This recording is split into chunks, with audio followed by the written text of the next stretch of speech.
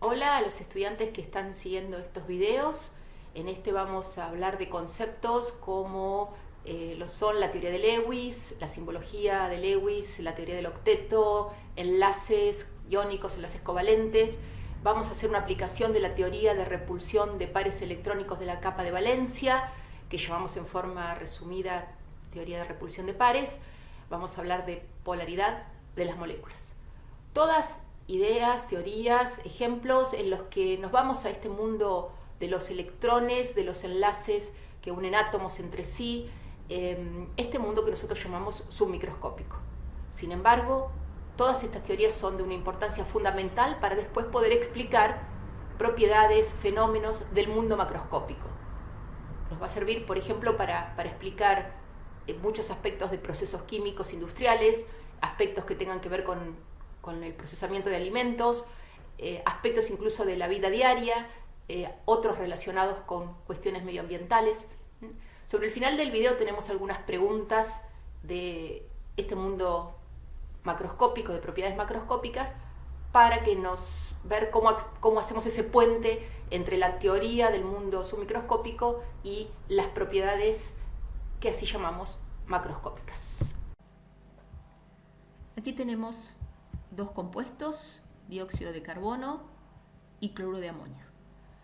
Quiero hacer la primera pregunta. ¿Estos compuestos son moleculares o iónicos? Bueno, primero vamos a ver el dióxido de carbono. Los elementos que lo constituyen, carbono u oxígeno, se encuentran vecinos en la tabla periódica, grupo 6 y grupo 4.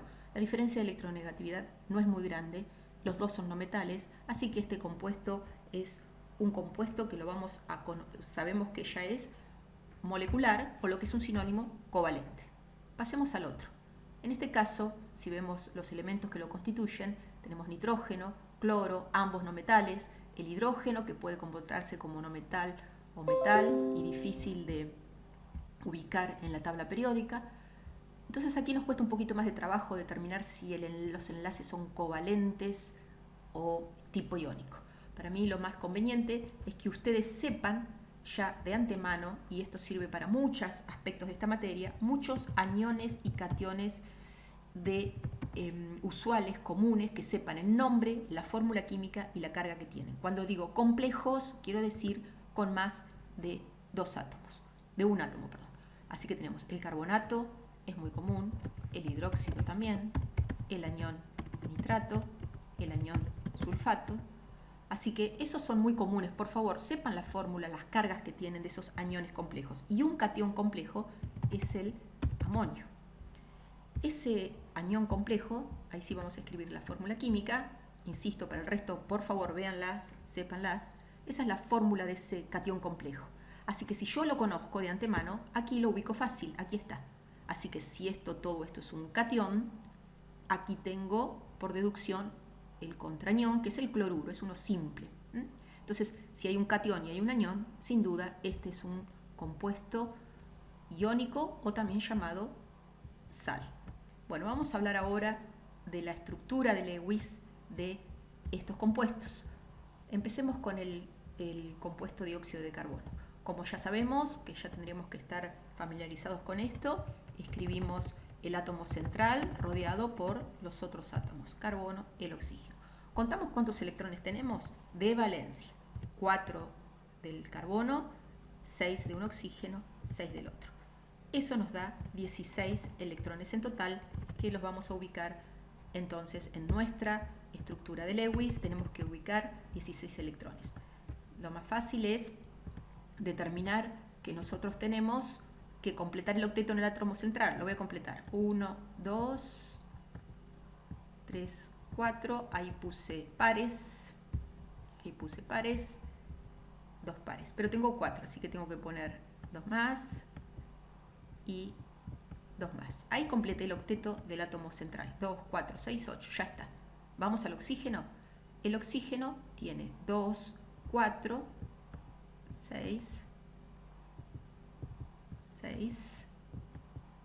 8. Ahí lo tengo.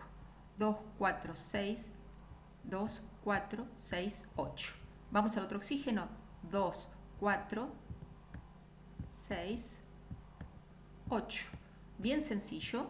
ahí marqué el octeto completo para el oxígeno, lo mismo para el otro oxígeno y por supuesto para el átomo central. Prestemos atención, no hay electrones solitarios sobre el átomo central. Hay electrones sobre el oxígeno, pero lo que quiero marcarles es que no hay nada sobre el átomo central. Muy importante para la teoría que viene después. Así que si lo queremos hacer con la simbología de las líneas para los enlaces, así nos queda nuestra estructura de Lewis, ubicando los 2, 4, 6, 8, 10, 12, 14, 16 electrones.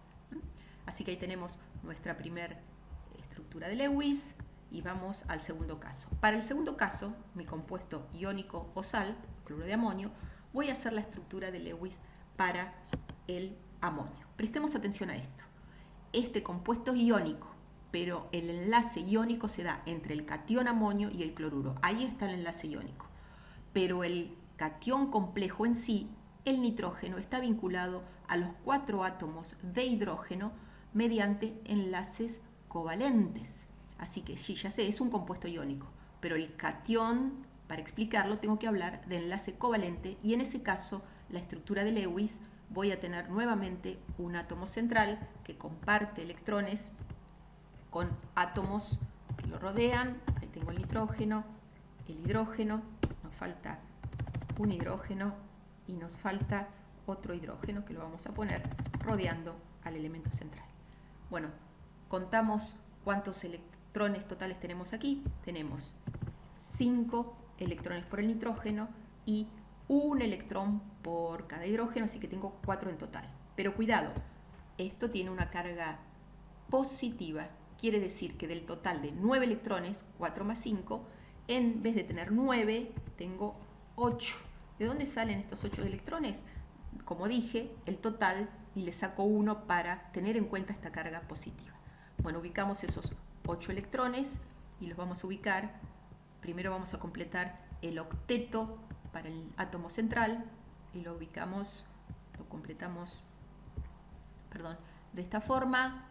Vamos a hacer los pares de electrones, 1, 2, 2 aquí, otro par, otro par, otro par. Así que ahí completó el octeto, el nitrógeno. Y también el hidrógeno completó su par en cada caso. Recuerden, el hidrógeno completaba el par. Y tengo los 8 electrones totales. Así que ahí ya resolví la regla del octeto. Pero tenemos que tener en cuenta la carga positiva. Para representarla, lo más conveniente es hacer esto. Ahí representé los enlaces, cada rayita un par de electrones, el octeto completo, lo encierro entre corchetes o entre paréntesis y ahí va la carga positiva. Esa es la representación por Lewis de este catión complejo. Bueno, y ahora que ya tenemos las estructuras de Lewis desarrolladas, vamos a ver cuáles son las formas de estas moléculas. La forma electrónica y la forma geométrica. Para el dióxido de carbono corresponde a la forma lineal y es lineal tanto para la forma molecular como para la electrónica. Ambas geometrías, molecular y electrónica, son las mismas, lineal, 180 grados. Así que acá tenemos los 180 grados, un átomo central, hacia un lado todo un elemento que lo podríamos representar, como les dice la teoría, con un globo cuyo nudo está en el átomo central carbono. El otro globo va hacia la otra punta con el nudo en el átomo central carbono, sin pares solitarios sobre el átomo central. Aquí los tenemos, pero estos nos cuentan. Sobre el átomo central no hay nada, así que tenemos solo 2 elementos. 2 elementos aún teniendo un doble enlace en cada uno. Así que esos 2 elementos hacen que tengamos esta forma lineal, tanto electrónica como geométrica. ¿Qué pasa con el ion catión amonio? Tenemos 1, 2, 3, 4 elementos. Olvidamos para esto la carga esta positiva. Esos 4 elementos nos llevan a la forma tetraédrica, AB4. En rojo, el nitrógeno, y cada una de estas esferas celestes azules serían los átomos de hidrógeno. Ahí tenemos la forma tetraédrica para ese compuesto. La forma, nuevamente, la geometría o forma molecular es tetraédrica y la electrónica también lo es tetraédrica. Bueno, miremos aquí la molécula de dióxido de carbono. Para hablar de polaridad, otra vez, átomo central.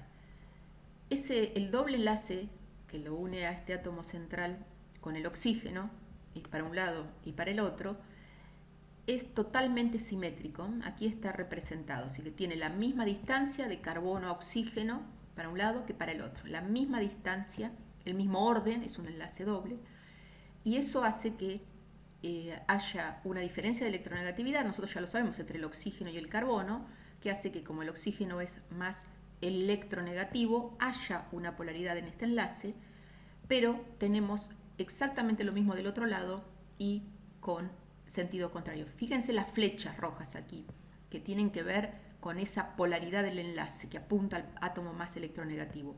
La flecha de igual magnitud en una dirección, aquí, y a la otra que está en la otra dirección. Las magnitudes son iguales porque la diferencia de electronegatividad es la misma, porque el orden del enlace es el mismo y la distancia del enlace es el mismo. Por lo tanto, esa igualdad hace que esta molécula sea simétrica en este sentido y por lo tanto, como un todo, el momento dipolar o la polaridad es igual a cero. Es como que sumáramos este vector con el vector de la misma magnitud y de sentido contrario.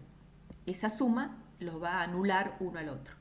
Por lo tanto, no hay polaridad y es una molécula apolar. Fíjense en esta figura donde aparecen los colores. Vamos a ver que el rojo es la parte más electronegativa, donde hay más, los electrones están más en esa zona. Así que fíjense, esta molécula de dióxido de carbono la representamos de esta forma para ver un poco cómo se distribuye la carga electrónica. El carbono acá en el medio, en este azul, y las puntas rojas que serían el oxígeno, y bueno, y el degradé de carga negativa, que va aumentando hacia el rojo.